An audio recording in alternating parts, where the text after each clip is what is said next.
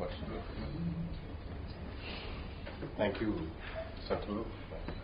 I think you've created such a large awareness and much needed of the hour right now. Once the director of No Names to be Taken, he told me, Charan, I'm making a movie in the future. It's a war-based movie, a couple of years back, and he said it's the concept of the war is a fight for water. I thought he was a mad guy. That he had no other better cause for a war apart from, not usually it's land and everything. Now I realize what a foresight he had, that this is happening actually. Drinking out of plastic bottles, we think we are all fine sitting at home. How has been the response to it? It's been the 14th day. I said only 2 chief ministers I had to meet to convince. Others I just wrote a letter and they respond.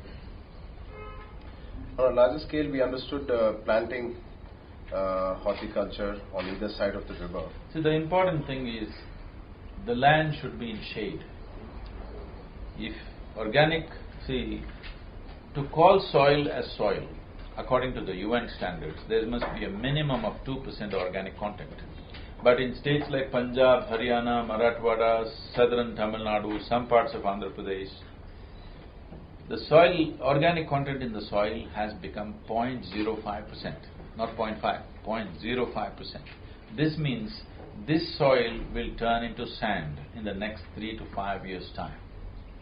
We are making soil into sand by taking away all the organic content. The only way you can add organic content to the soil is the leaves of the trees and the animal waste. The trees are gone long ago, and animals are all travelling overseas. See, if you cut an animal and eat, that's not the problem. The problem is when millions of animals are going away, what is going away is not meat. What is going away is topsoil. India has an average of 15 inches of topsoil. And every year we are taking out 5.3 billion tons of topsoil, which is little more than a millimeter. So just make a simple arithmetic and tell me, how many years is it before we are a total desert? People estimate in about 250 years, India will be a total desert if we go the same way. This is not rocket science. Every farmer knew, if I have 10 acres of land, how many animals I should have, how many trees I should have, is something that's always known to the farmer. But today we have too much of textbook science and very little sense, unfortunately. We have a lot of budget allotted for irrigation or other departments which is concerned to this rally. Do you think our governments are not reacting as fast, or they're not reacting at all? Or as I said, these 2 states, they're doing a wonderful job.